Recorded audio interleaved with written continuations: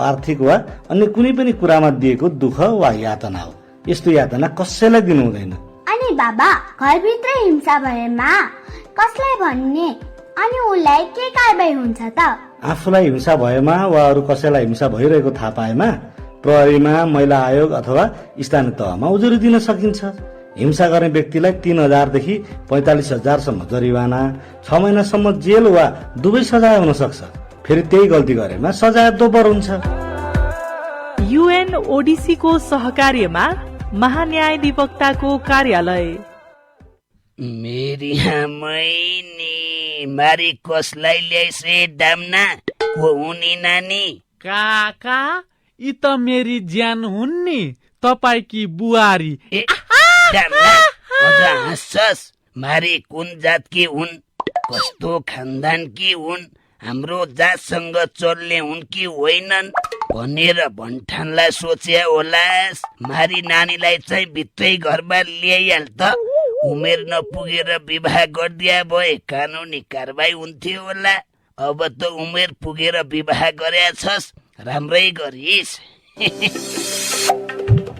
सोच बदलौं, परम्परागत हानिकारक अभ्यास बाहिरै राखौं। कार्यक्रम साझा आवाज CIN मार्फत देशभरका सामुदायिक रेडियोहरूमा सुन्न नभुल्नुहोस् है। कार्यक्रम साझा आवाज।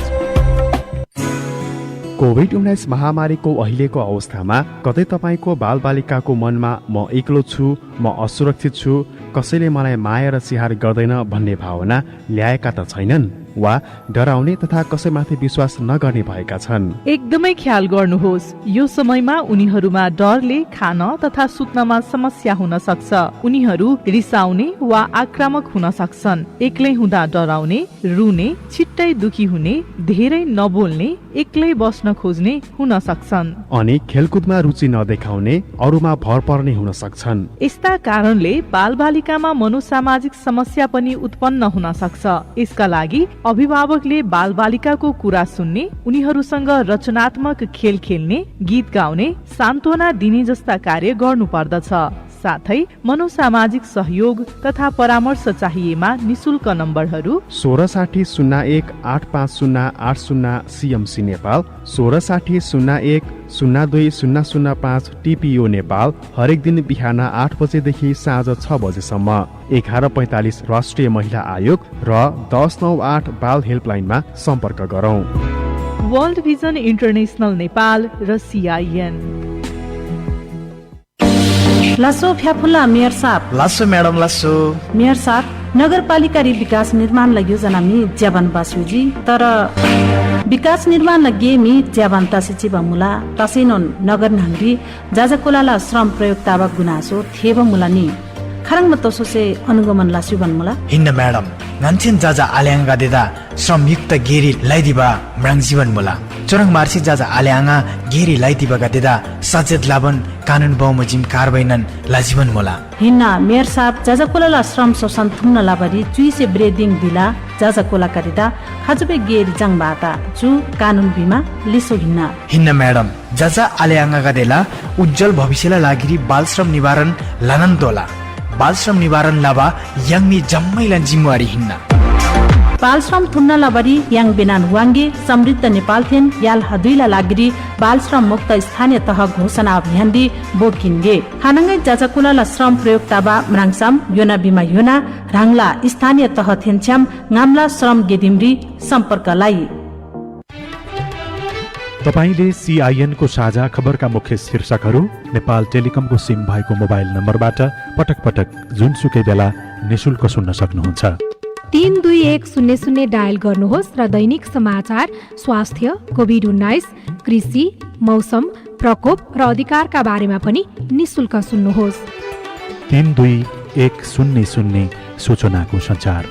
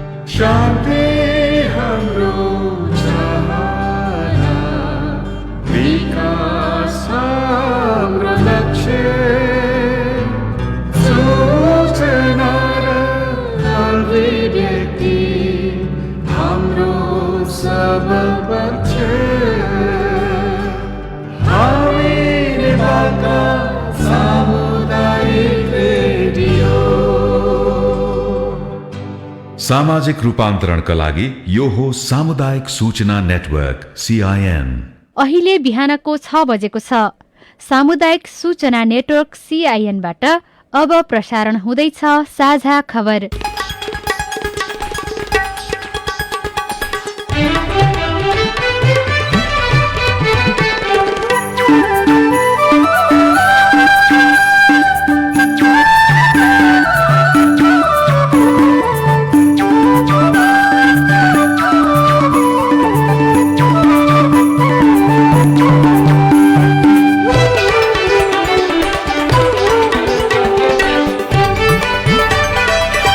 शुभ प्रभात। यो CIN को साझा खबर हो। सीता शर्मासँगै लील प्रकाश चन्दको तपाईलाई स्वागत छ। सामुदायिक रेडियोबाट देशैभरि एकैसाथ प्रसारण भइरहेको साझा खबर CIN खबर.com र मोबाइल एप CIN बाट पनि सुन्न सकिन्छ। आज 2078 साल असार 21 गते सोमबार, जुलाई 5 तारिक सन् 2021, नेपाल सम्वत 1141 असार कृष्ण पक्षको एकादशी तिथि। साझा खबरमा प्रमुख खबरका शीर्षकहरू। माथिल्लो तामाकोशीको विद्युत उत्पादन आजदेखि 76 मेगावाट राष्ट्रिय प्रसारण लाइनमा जोडिँदै कोभ्याक्स सुविधाबाट जोन्सन एन्ड जोन्सनको 10 लाख मात्रा खोप 1 महिनाभित्रै नेपाल आइपुग्ने। मनसुनजन्य विपदका कारण 20 दिनमा 39 जनाको मृत्यु। बझाङमा सड़क खन्दा 2 गाउँ जोखिममा, 137 परिवार 16 दिनदेखि जंगलमा अलपत्र। कोरोला नाकामा सुखा बन्दरगाह बन्ने, नेपाली श्रमिक लैजान कोरिया सकारात्मक, प्रदेशमा स्वास्थ्य अनुसन्धान केन्द्र बनाउने योजना अलपत्र। फिलिपिन्सको सैनिक विमान दुर्घटनाग्रस्त हुँदा कम्तीमा 45 जनाको मृत्यु, 40 जना घाइते। अफगानिस्तानको कन्दरहा जिल्ला तालिबानको नियन्त्रणमा। र नेपाली राष्ट्रिय फुटबल टिमको प्रारम्भिक बन्द प्रशिक्षण सुरु। टोकियो ओलम्पिकमा सहभागिता जनाउन नेपाली पौडी खेलाडी शाह आज जापान जाँदै।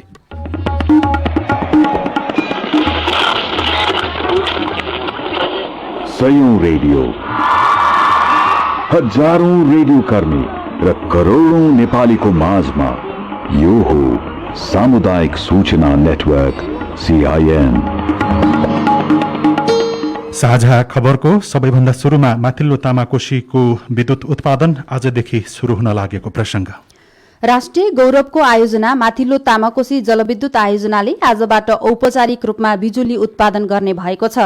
कुल 456 मेगावाट क्षमताको आयोजनाको पहिलो युनिटबाट बिजुली उत्पादन गर्न लागिएको आयोजनाका प्रवक्ता डाक्टर गणेश नेउपानेले CIN-सँग बताउनुभयो।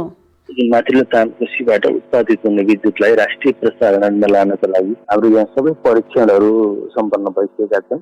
त्यसैमध्ये अब हामीले 230 केबी प्रसारण लाइनको गङ्गोरदेखि खिम्तीसम्मको 47.2 किलोमिटर लामो प्रसारण लाइनको विद्युत चार्ज गर्ने काम सम्पन्न गरेका छौँ हिजो बिहान। त्यस्तै किसिमले हाम्रो न्यू खिम्तीमा यसै आयोजनाद्वारा निर्माण गरिएको 220/132 केबी सबस्टेसनको GIS चार्जिङ गर्ने काम पनि सम्पन्न भएको छ। त्यसले गर्दाखेरिमा हामीले हाम्रो तामाकोशीबाट उत्पादित विद्युतलाई न्यू खिम्तीमा रहेको जुन हाम्रो सबस्टेसन छ, सबस्टेसनको GIS थ्रु ढल्केबारमा जान्छ। जुन चाहिँ ढल्केबार खिम्तीदेखि ढल्केबारसम्मको 220 केबी लाइन चाहिँ त्यो मार्फत ढल्केबारको सबस्टेसनमा गएर देशव्यापी रूपमा आवश्यकता अनुसार वितरण हुने सम्भावना सकिन्छ। उहाँका अनुसार आज प्रधानमन्त्री केपी शर्मा ओलीले अपराह्न 4 बजे श्रव्य दृश्य माध्यमबाट आयोजनाको उद्घाटन गर्ने कार्यक्रम छ। आयोजनाको पहिलो युनिटको क्षमता 76 मेगावाट रहेको छ। आयोजनाले हिजो मात्रै विद्युत गृह रहेको गोगरदेखि खिम्तीसम्मको कुल 47.2 किलोमिटर लामो 220 केबी क्षमताको प्रसारण लाइनमा बिजुली पठाएर चार्ज गरेको छ भने अस्ति ढल्केवरदेखि न्यू खिम्ती सब स्टेशन बीचको लाइन चार्ज गरिएको थियो। आयोजनाबाट उत्पादित बिजुली विद्युत गृह रहेको गोगरबाट न्यू खिम्ती सब स्टेशन हुँदै ढल्केवर र त्यहाँबाट राष्ट्रिय प्रसारण लाइनमा जोडिने माथिल्लो तामाकोशी जलविद्युत आयोजनाका प्रवक्ता नेउपानेले जानकारी दिनुभयो। नेपाली नागरिकले 10 वर्षदेखि देखेको सपना आज पूरा हुन लागेको उहाँले प्रतिक्रिया दिनुभएको हो। स्वदेशी लगानीमा नै हालसम्मकै ठूलो आयोजना सम्पन्न भएको हो। यही असार मसान्त भित्रै आयोजनाको अर्को 1 युनिटबाट समेत बिजुली उत्पादन गर्ने तयारी भएको छ। आयोजनाको सुरुवाती लागत 35 अर्ब रहेको भए पनि अमेरिकी डलरको मूल्यमा आएको उतार चढाव, ब्याज लगायतका कारण लागत भने बढेर झण्डै 80 अर्बको हाराहारीमा पुगेको छ। अमेरिकाको जोन्सन एन्ड जोन्सन कम्पनीले आगामी 1 महिनाभित्रै नेपाललाई खोप उपलब्ध गराउने भएको छ। जोन्सन एन्ड जोन्सनले कोभ्याक्स सुविधा मार्फत 1 महिनामा 10 लाख डोज दिने प्रतिबद्धता जनाएको स्वास्थ्य सेवा विभागले जानकारी दिएको छ। यसअघि जोन्सन एन्ड जोन्सनले 6 लाख मात्रा खोप उपलब्ध गराउने प्रतिबद्धता जनाएको थियो। एउटा उमेर समूहलाई पुग्ने खोप उपलब्ध हुने भएको छ। खोप आगामी 1 महिनाभित्रै प्राप्त हुने निश्चित भएको विभागका एक अधिकारीले जानकारी दिएका छन्। कोरोना विरुद्धका अन्य खोप 2 डोज लगाउनुपर्छ, तर जोन्सन एन्ड जोन्सनको खोप 1 डोज मात्रै लगाए पुग्छ। नेपालले जोन्सन एन्ड जोन्सन कम्पनीसँग कोभ्याक्स सुविधा मार्फत 1 करोड खोप खरिदका लागि प्रस्ताव समेत गरिसकेको छ। सरकारले खोप खरिदको प्रक्रिया सुरु गरिसकेकाले अब सबैले पालै पालो खोप लगाउन पाउने स्वास्थ्य तथा जनसंख्या मन्त्रालयका प्रवक्ता डाक्टर कृष्ण पौडेलले जानकारी दिनुभयो। विशेष गरी मित्र राष्ट्र चीनमा रहेको साइनोफार्म कम्पनीसँग चाहिँ नेपाल सरकारले खोप खरिदका लागि सम्झौता गरेको छ र त्यही अनुसारको खोप असार 24 गतेपछि साप्ताहिक रूपमा विभिन्न लटमा विभिन्न खेपमा खोप प्राप्त गरिने भन्ने सूचना प्राप्त भएको छ। खोपका सम्बन्धमा प्रतीक्षारत रहनु र आफ्नो उमेर समूहको पालो आएपछि खोप लगाइदिनु हुन पनि अनुरोध गर्दछौँ। पछिल्लो 24 घण्टामा देशभरबाट 2552 जना कोरोना भाइरस संक्रमण मुक्त भएका छन्। हिजो कोरोना संक्रमणबाट 27 जनाको मृत्यु भएको छ। 1603 जनामा कोरोना भाइरस संक्रमण पुष्टि भएको छ। स्वास्थ्य तथा जनसंख्या मन्त्रालयले यसबारेमा जानकारी दिएको हो। तर कतिपय स्थानमा भने आइसोलेसन खाली हुन थालेका छन्। भेरी अस्पताल नेपालगञ्जमा ए, बी, सी र डी गरी 4 ब्लकमा एकै दिन 350 भन्दा बढी कोरोना संक्रमितको उपचार गरिन्थ्यो। गत आइतबार अपराह्न अस्पतालको आइसोलेसनमा पुग्दा 58 शैय्याको सी ब्लक र 27 शैय्याको डी ब्लकमा संक्रमित राख्न छाडेको पाइएको छ। सुविधा सम्पन्न डी ब्लकमा तालचा मारिने गरिएको छ। सी ब्लकमा नन कोभिडका 38 बिरामी भर्ना गरेर उपचार भइरहेको स्टाफ नर्स गीता शाहीले जानकारी दिनुभयो। बाढी पहिरो जस्ता मनसुनजन्य विपदका कारण पछिल्लो 20 दिनमा 39 जनाको मृत्यु भएको छ। हिजो राष्ट्रिय सभाको बैठकमा बोल्दै गृहमन्त्री विष्णु प्रसाद पौडेलले राष्ट्रिय सभा बैठकमा जेठ 31 देखि असार 20 गतेसम्म बाढी पहिरोका कारण 22 जिल्लामा 39 जनाको मृत्यु, 31 जना बेपत्ता र 46 जना घाइते भएको जानकारी दिनुभयो।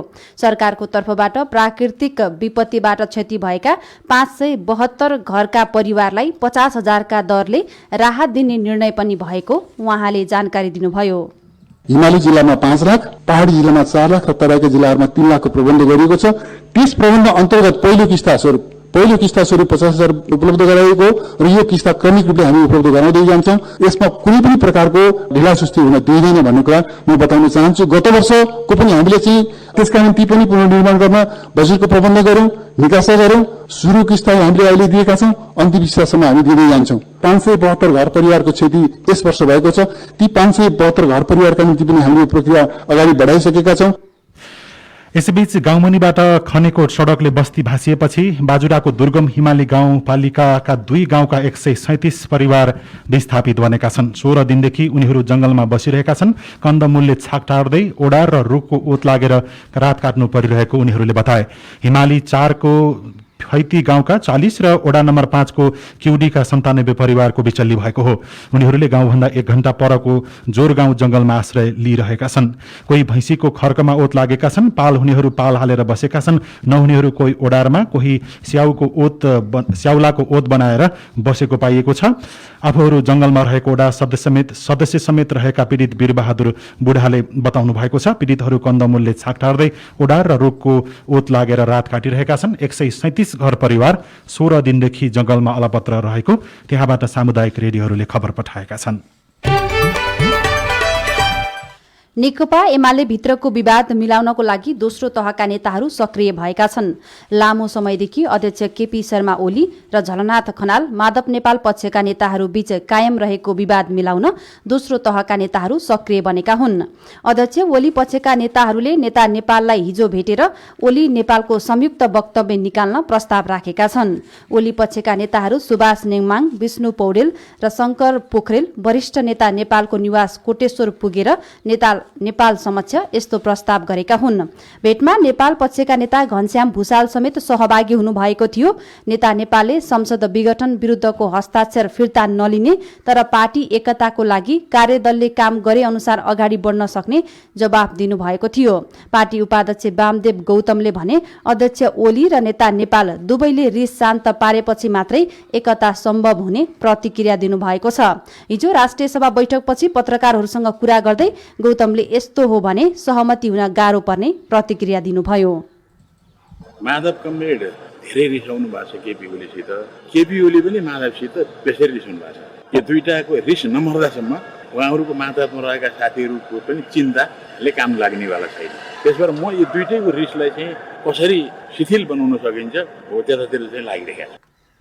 पछिल्लो केही दिन यता प्रधानमन्त्री समेत रहनुभएका पार्टी अध्यक्ष ओलीले नेता नेपाललाई भेट्न आग्रह गरिरहनु भएको छ, तर नेता नेपालले नभेट्ने जवाफ फर्काउँदै आउनु भएको छ।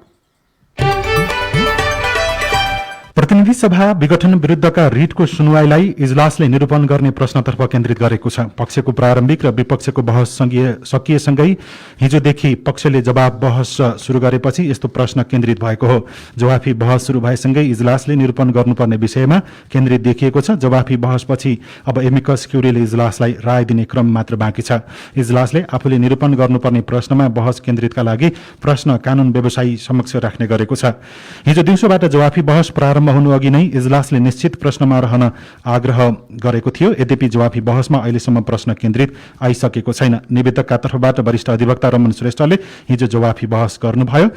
प्रधानमन्त्री नियुक्तिको आदेश गर्न मिल्छ भन्नेतर्फ जवाफ बहस खोज्ने गरिएको छ। यो निवेदनलाई मान्यता दियो भने दलहरूलाई छेद विच्छेद बनाउने हुन्न र भनेर पनि प्रश्न गर्ने गरिएको छ। प्रधान न्यायाधीश जबराले नेपालले अवलम्बन गरेको व्यवस्थामा प्रधानमन्त्री अदालतले नियुक्ति गर्न मिल्ने वा नमिल्ने विषयमा राय खोज्नु भएको थियो।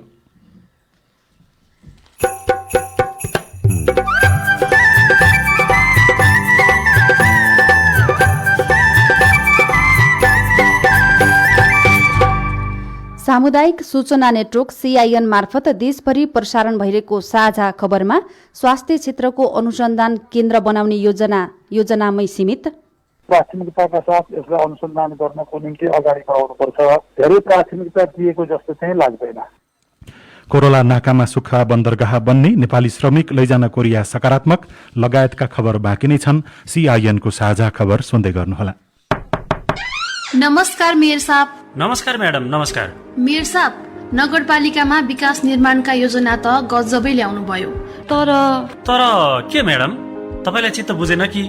विकास निर्माणको काम त राम्रै भइरहेको छ, तर नगरभित्र बाल श्रम प्रयोग गरेको गुनासो पनि सुनिन्छ नि। के कसरी अनुगमन गर्दै हुनुहुन्छ?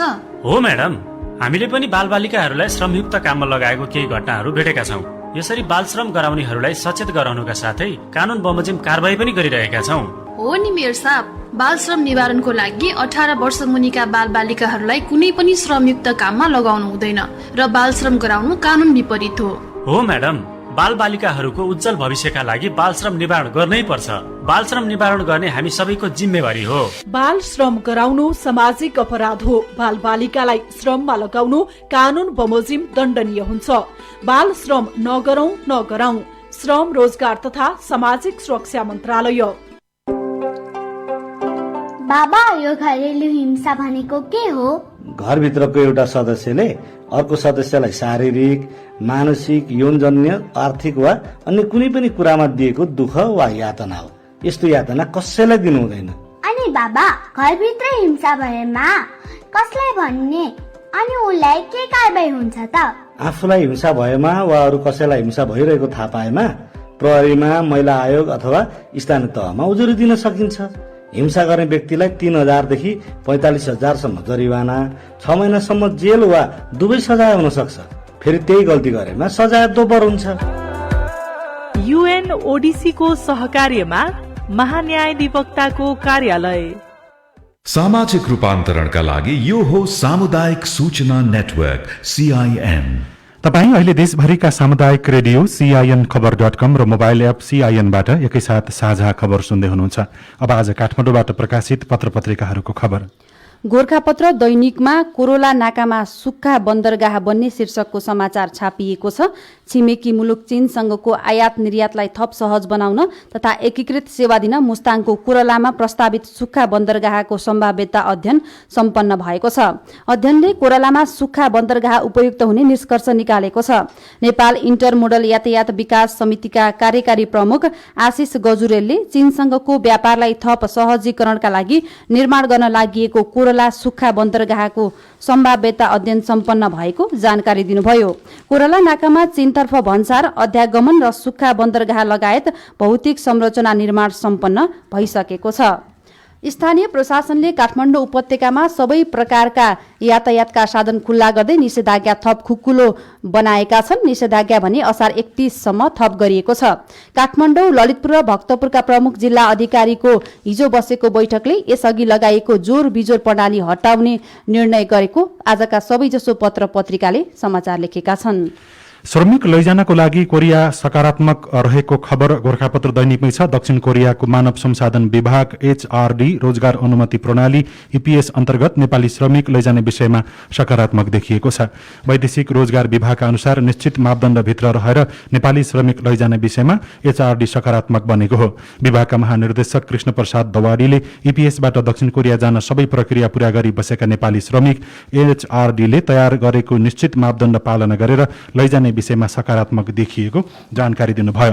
कान्तिपुर दैनिकमा भने वैदेशिक रोजगारीमा खोप मुख्य शर्त शीर्षकमा होम कार्कीले लेख्नु भएको छ। प्रमुख श्रम गन्तव्य मुलुकहरूले कामदार लिन कोरोना विरुद्धको खोपलाई मुख्य शर्त बनाएका छन्। कोरोना महामारी बढेपछि नेपालीको आकर्षक गन्तव्य मानिएका दक्षिण कोरिया, संयुक्त अरब इमिरेट्स, मलेसिया र कुवेतले नेपालबाट कामदार लिन बन्द गरेका छन्। कुवेतले आउँदो साउन 17 गतेदेखि खोप लगाएका कामदार मात्रै लग्न थालेको छ। साउदी अरब, कतार, बहराइन र ओमानले भने क्वारेन्टाइनमा बस्ने शर्तमा मात्रै कामदार लगिरहेका छन्। कोरियामा कामदार पठाउने प्रक्रिया 2076 फागुन 21 देखि नै स्थगित अवस्थामा छ। कोरियाले नेपाललाई कोरोनाको अति संवेदनशील मुलुकको सूचीबाट अझै पनि हटाइसकेको छैन। नागरिक दैनिकमा अलमलमा सिटौला शीर्षकमा खबर छ। बालकृष्ण अधिकारी लेख्नुहुन्छ, नेपाली कांग्रेसको 13औं महाधिवेशनपछि पूर्व महामन्त्री कृष्ण प्रसाद सिटौला नेतृत्वमा पार्टीभित्र छुट्टै समूह विकास भएको छ। अहिलेसम्म कांग्रेसभित्र तेस्रो धारका रूपमा परिचय बनाएको सिटौला समूह 14औं महाधिवेशन समूहकै रूपमा कायम रहने आशंका उत्पन्न हुन थालेको छ। देउबाको नेतृत्वमा पार्टीका चुनौती सामना गर्न नसकिने भन्दै सिटौलालाई उहाँ निकटले संस्थापन इतर समूहलाई एक ठाउँमा ल्याएर उम्मेद्वार बन्न वा अर्को कसैलाई समर्थन गर्न सुझाउँदै आएका छन्। साझा खबरमा अब कोरोना क्याप्सुल।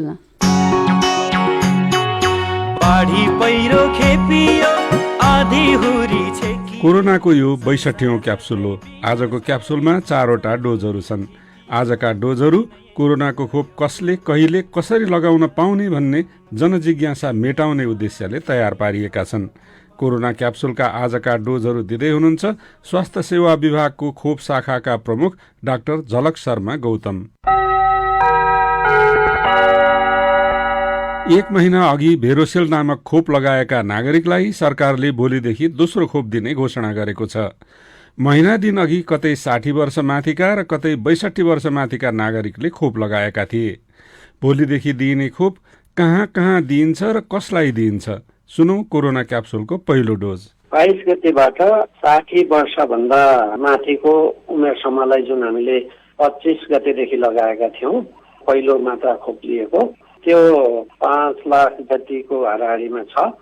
त्यो समूहलाई दिन्छौँ र त्यसभन्दा अगाडि भेरोसेलको पहिलो मात्रा लिएर छुट भएकाहरूलाई पनि दोस्रो मात्रा खोप उपलब्धताको आधारमा उहाँहरूलाई पनि समेट्छौँ र 22 गतेबाट नै जिल्ला समन्वय समितिले निर्णय गरेर कहाँ कहाँ खोप केन्द्र राख्ने, कति दिन चलाउने निर्णय चाहिँ जिल्ला समन्वय तथा अनुगमन समितिले निर्णय गरे बमोजिम हुन्छ।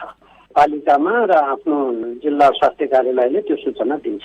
नेपालले चीनसित खरिद गरेको 40 लाख खोप मध्ये 10 लाख खोप यसै साता काठमाडौँ आउँदैछ। असार 24 गते बिहिबारका दिन नेपाल ल्याइने त्यो खोप कसले लगाउन पाउँछन् र कहिलेदेखि लगाउने तयारी छ? कोरोना क्याप्सुलको दोस्रो डोज यसै विषयमा। अब त्यो मन्त्रालयले निर्णय गर्न बाँकी नै छ। अहिले हाम्रो आधार भनेको खोप कार्यान्वयन योजना छ। त्यो योजनामा उमेर अनुसारै जाने भनिएको छ। मूल आधार भनेको हामी त्यसैलाई समात्छौँ र जस्तै हामी 60 वर्षभन्दा माथिकालाई त दियौँ, अब 55 वर्षभन्दा माथि अथवा त्योभन्दा कम उमेरभन्दा माथि भनेर हामी उमेर समूह नै तोक्छौँ र अनि केही विशेष निर्णय गर्नुपर्ने भए पनि गर्छौँ। अहिले धेरै देशले खोप नलगाएका मानिसलाई आफ्नो देशमा पस्न रोक लगाउन थालेका छन्। त्यसको मार पेट्रोलियम पदार्थ लिन भारत आउजाउ गर्नुपर्ने चालक र सहचालक, कुवेत, युएई तथा अरू देशमा काम गर्न जाने नेपाली श्रमिक तथा विदेशमा पढ्न जाने विद्यार्थीलाई परेको छ। निषेधाज्ञा खुलेपछि सार्वजनिक यातायातका चालक र सहचालकहरू पनि संक्रमणको जोखिममा छन्। उनीहरूको लागि सरकारले खोपको व्यवस्था के कसरी गर्दैछ त भन्ने विषयमा सुनौ कोरोना क्याप्सुलको तेस्रो डोज। अब विदेश जाने अथवा गाडी चलाउने अथवा अरू कुनै पेसा गरेको छुट्टा छुट्टै त्यो खालको निर्णय अहिले भएको छैन। अब शिक्षकहरूले पनि मागिरहनु भएको छ, अन्य पेसा समूहहरूले पनि मागिरहनु भएको छ। त्यसकारणले यसरी जाँदाखेरि व्यवस्थापन गर्न कठिन हुन्छ। अब केही त्यस्तो जोखिम अवस्था हेरेर सरकारले केही विशेष निर्णय गर्यो त्यो गर्न पनि सक्छ, तर अहिले हामी मूलत उमेर समूहमै जानुपर्ने हुन्छ। कोरोना विरुद्धको खोप आएसँगै खोपसँग सम्बन्धित हल्ला र अफवाह पनि संसारभरि नै चलेका छन्। यस्ता हल्ला र अफवाहका कारण धेरै मानिसको मनमा यो खोप कति सुरक्षित छ त भन्ने प्रश्न छ। कोरोना विरुद्ध दुवै खोप लगाएका मानिस कति सुरक्षित छन् त? सुनौ कोरोना क्याप्सुलको चौथो तथा अन्तिम डोज। यो 80% भनेर आएको छैन र अहिलेको हामीले हेर्दाखेरि पहिलो मात्रै लिएको अथवा दोस्रो मात्रा समेत लिएकोहरूको अस्पताल भर्ना दर र मृत्यु दर एकदम कम छ। संक्रमित भए पनि अस्पताल भर्ना दर र मृत्यु दर कम छ। अब यसमा 80% भनेर अहिले मसँग त्यो तथ्याङ्क छैन। कोरोना महामारीको जोखिम घटेको छैन। त्यसैले खोप लगाए पनि नलगाए पनि मास्क लगाउने, कामकाज, बोलीचाली र भेटघाटमा टाढैबाट काम चलाउने बानी बसाउँ। आजको क्याप्सुलका डोजहरूका लागि स्वास्थ्य सेवा विभागको खोप शाखाका प्रमुख डाक्टर झलक शर्मा गौतमलाई धन्यवाद र कोरोना क्याप्सुल सुन्नुभएकोमा तपाईँलाई पनि धन्यवाद। लौ त कोरोनाको अर्को क्याप्सुलमा फेरि भेटौँला।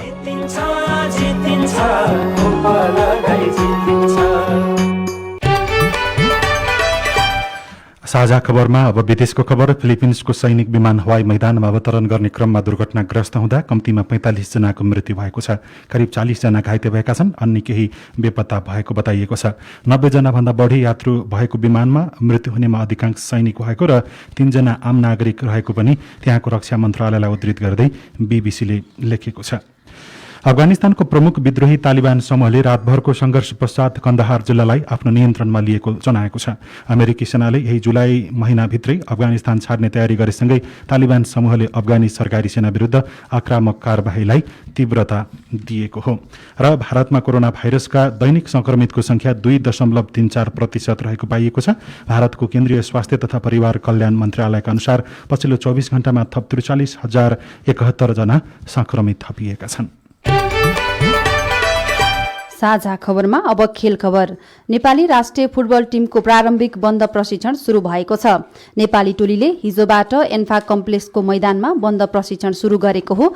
खेलाडीमा कोरोना संक्रमण देखिएपछि गत साताबाट शुरू गर्ने भनिएको प्रशिक्षण रोकिएको थियो, तर एन्फाले हिजोबाट बन्द प्रशिक्षण शुरू गरेको जनाएको छ। मुख्य प्रशिक्षक अब्दुल्लाह अल मुताइरीले बन्द प्रशिक्षणका लागि 50 खेलाडीलाई बोलाउनु भएको छ।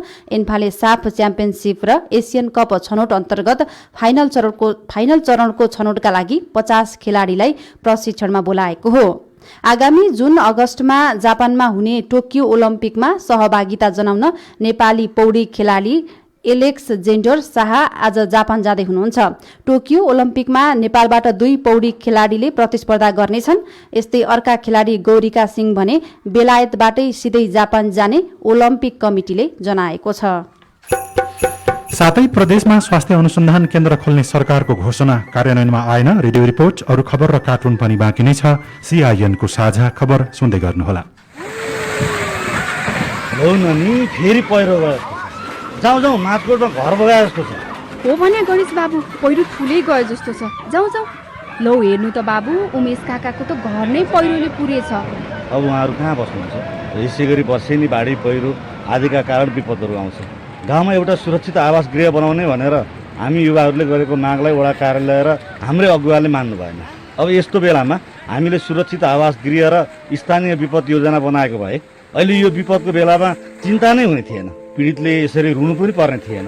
हो नि, वास्तवमा ढिलो चाँडो विपद आउँछ भन्ने निश्चित जस्तै छ, तर हामी सधैँ जब समस्या आउँछ त्यसपछि मात्रै रुवाबासी गर्छौं। समस्या नै नआओस् वा आए पनि कम भन्दा कम क्षति होस् भन्ने पूर्व तयारी नै छैन नि। ए गणेश बाबु, ऊ हेर्नु त, वडा अध्यक्ष आउनु भएछ। वडा अध्यक्षज्यू नमस्कार। नमस्कार नमस्कार। अब अहिले यहाँ आएर बिलोना गरेर के काम भयो वडा अध्यक्षज्यू? मैले पोहोर साल विपद सम्बन्धी तालिम लिएर आउने बित्तिकै यहाँलाई वडा स्तरीय विपद जोखिम न्यूनीकरण सम्बन्धी योजना बनाऊ, युवाहरूको समूह बनाएर विपद प्रति कार्यका लागि तयारी अवस्थामा राखौं भनेको थिएँ, मान्नु भएन? त्यही त, तपाईले पोहोर साल भनेको झल याद आइरहेको छ। जलवायु परिवर्तन तथा विपद सम्बन्धी योजना तयारी तथा कार्यान्वयन गर्ने कार्यको अगुवाई विभिन्न तहका सरकार र खास गरी स्थानीय वडा तथा पालिका स्तरबाट नै हुनुपर्दछ। तपाईले नेतृत्व गरेर प्रभावित तथा जोखिममा रहेका वर्ग तथा अन्य सरकारवालाहरूलाई जम्मा गरेर योजना बनाउने काम छिट्टै गर्नु होला। त्यसमा बढीभन्दा बढी युवाहरूको सहभागिता सुनिश्चित गर्नु होला। विपदमा खटिने त युवाहरू नै हुन् भन्ने कुरा त आजको घटनामै देखिहाल्नुभयो। हुन्छ गणेश बाबु, म त्यसै गर्छु। युरोपियन युनियनको आर्थिक सहयोगमा VSO, अकुराग, FSCN र आयोनद्वारा सञ्चालित प्रयास परियोजना। सामाजिक रूपान्तरणका लागि यो हो सामुदायिक सूचना नेटवर्क CIN। साझा खबरमा अब स्वास्थ्य अनुसन्धान केन्द्र स्थापना गर्ने सरकारको योजना अलपत्र बनेको प्रसंग। सरकारले गत वर्षको बजेटमा 7वटै प्रदेशमा अनुसन्धान केन्द्र स्थापना गर्ने घोषणा गरेको थियो। कोरोना महामारी लगायत अन्य रोगको बारेमा अनुसन्धानका लागि सहयोग पुग्ने भन्दै घोषणा गरिएको यो कार्यक्रममा 1 वर्षमा कुनै पनि प्रगति भएको छैन। अध्ययनको आवश्यक छ, अनुसन्धानको आवश्यकता छ, हाम्रो आफ्नो भ्यूज के पनि छैन। सप्तरीको गजेन्द्र नारायण सिंह सगरमाथा अस्पतालका प्रमुख डाक्टर रञ्जित झा स्वास्थ्य क्षेत्रमा अनुसन्धान हुन नसक्दा विभिन्न रोगका बारेमा जानकारी अभाव हुने गरेको बताउनुहुन्छ। उहाँ मात्रै होइन, स्वास्थ्य क्षेत्रमा पर्याप्त अनुसन्धान हुन नसकेकै कारण बाह्य मुलुकको अध्ययन र अनुसन्धानमा निर्भर हुनुपर्ने बाध्यता चिकित्सकहरूको छ। भेरी अस्पतालका प्रमुख विशेषज्ञ डाक्टर राजन पाण्डे, कति बिरामी आए, कुन समस्याका बिरामी आए भनेर रियल डाटा छैन, पोलिसीमै हामीलाई हिट गर्ने हिसाबले डाटै छैन, त्योभन्दा अगाडि त कुरै छोड्दियौ। चिकित्सक र सरोकारवाला निकायमा खड्किएको यही समस्या समाधान गर्ने सोचका साथ सरकारले 7 प्रदेशमा आवश्यक संरचना बनाउने भनेको थियो, तर पनि हालसम्म कुनै पहल नभएको बताउनुहुन्छ स्वास्थ्य निर्देशनालय बागमती प्रदेशका वरिष्ठ जनस्वास्थ्य अधिकृत शम्भु काफले। स्वास्थ्य अनुसन्धान परिषदले 7वटै प्रदेशमा आफ्ना विंग्सहरू राख्ने भनेको हो हैन, उहाँहरूले हामीसँगै समन्वय गरेर नै गर्ने हो। अहिलेसम्म खासै त्यस्तो अगाडि के पनि बढेको छैन। हाल स्वास्थ्य क्षेत्रको अनुसन्धान नेपाल स्वास्थ्य अनुसन्धान परिषदले गर्दै आएको छ। परिषदकै समन्वयमा प्रदेशमा केन्द्र खोल्ने भनिए पनि सुदूरपश्चिममा 1 वर्षमा 1 पटक मात्रै छलफल भएको छ। सामाजिक विकास मन्त्रालयका प्रवक्ता नरेन्द्र सिंह कार्की, स्ट्रक्चरको बारेमा छलफल चाहिँ भयो, एकचोटि भर्चुअल मिटिङ चाहिँ भयो, त्यसपछि प्रक्रिया अगाडि बढेको केही जानकारी भयो। स्वास्थ्य क्षेत्रमा विस्तृत अनुसन्धान नहुँदा तथ्याङ्क संकलन, रोगको पहिचान, उपचार, प्रभावको आकलन लगायतमा समस्या छ। यसैका कारण कुनै रोगको पहिचानका लागि अरू देशमा नमुना पठाउनु पर्ने अवस्था नेपालको छ। नेपाल स्वास्थ्य अनुसन्धान परिषदका पूर्व सदस्य सचिव डाक्टर स्वयं प्रकाश पण्डित, यसलाई चाहिँ नेपाल सरकारले अझ प्राथमिकताका साथ यसलाई अनुसन्धान गर्नको निम्ति अगाडि बढाउनुपर्छ। धेरै प्राथमिकता दिएको जस्तो चाहिँ लाग्दैन। सरकारले बजेट भाषण मार्फत घोषणा गरेको स्वास्थ्य अनुसन्धान केन्द्र स्थापना र विस्तारको योजना अघि बढ्न सकेको छैन। यसको कारणबारे स्वास्थ्य तथा जनसङ्ख्या मन्त्रालयका सहप्रवक्ता डाक्टर समीर कुमार अधिकारी, विविध पाटाहरूमा कामहरू भइरहेको छ, तर आधारभूत साइन्स भित्रको अध्ययन अध्यापन गर्ने गरी ठूलो स्रोत साधन लगाएर नेपालमा अध्ययन गर्ने, त्यस अध्ययनका अनुसार अगाडि बढ्ने त्यो हामी कहाँ कम चाहिँ छ। नेपालमा हालसम्म सिकल सेल एनिमिया रोग, शुद्ध खानेपानीको पहुँच, क्यान्सर रोगको अवस्था, मास्क लगाउनेहरूको अवस्था लगायत विभिन्न 30वटा विधामा मात्रै अध्ययन भएका छन्। स्नेहा कर्ण, CIN, काठमाडौँ। यो रिपोर्टसँगै हामी साझा खबरको अन्त्यमा आइपुगेका छौं। सामुदायिक रेडियो प्रसारक संघद्वारा सञ्चालित CIN को बिहान 6 बजेको साझा खबर सक्नु अघि मुख्य खबर फेरि एकपटक। माथिल्लो तामाकोशीको विद्युत उत्पादन आजदेखि 76 मेगावाट राष्ट्रिय प्रसारण लाइनमा जोडिँदै कोभ्याक्स सुविधाबाट जोन्सन एन्ड जोन्सनको 10 लाख मात्रा खोप 1 महिनामा नेपाल आइपुग्ने। मनसुन जन्य विपदका कारण 20 दिनमा 39 जनाको मृत्यु। बझाङमा सडक खन्दा 2 गाउँ जोखिममा 137 घर परिवार 16 दिनदेखि जंगलमा अलपत्र। कोरला नाकामा सुक्खा बन्दरगाह बन्ने नेपाली श्रमिक लैजान कोरिया सकारात्मक। प्रदेशमा स्वास्थ्य अनुसन्धान केन्द्र बनाउने योजना कार्यान्वयनमा आएन। फिलिपिन्सको सैनिक विमान दुर्घटनाग्रस्त हुँदा कम्तीमा 45 जनाको मृत्यु। 40 जना घाइते। अफगानिस्तानको कन्दहार जिल्ला तालिबानको नियन्त्रणमा। र नेपाली राष्ट्रिय फुटबल टिमको प्रारम्भिक बन्द प्रशिक्षण सुरु। साझा खबरको अन्त्यमा कार्टुन हामीले राजधानी दैनिकमा उत्तम नेपालले बनाउनु भएको कुरी शीर्षकको कार्टुनलाई लिएका छौं। यहाँ व्यङ्ग्य गर्न खोजिएको छ नेकपा एमाले भित्रका विवाद र विपक्षी दलहरूको घेराबन्दीको विषयलाई। यहाँ केही नेताहरू जस्ता देखिन्छन्, नेकपा एमालेको पार्टी कार्यालय जस्तो देखिन्छ पछाडिपट्टि, र 3 जना नेताहरू एक अर्कामा केही कुराकानी गरिराखेको देखिन्छ र तल चाहिँ यस्तो लेखिएको छ, भाइरस मार्ने होइन क्या ओली कामरेड, विपक्षी गुटको रिस मार्ने खोप ल्याउनु पर्यो अब। हवस् त, प्राविधिक साथी सुनिल राज भारतलाई धन्यवाद। अहिलेलाई लील प्रकाश चन्द र सीता शर्मा बिदा भयौं। तपाईको आजको दिन शुभ होस्। नमस्कार।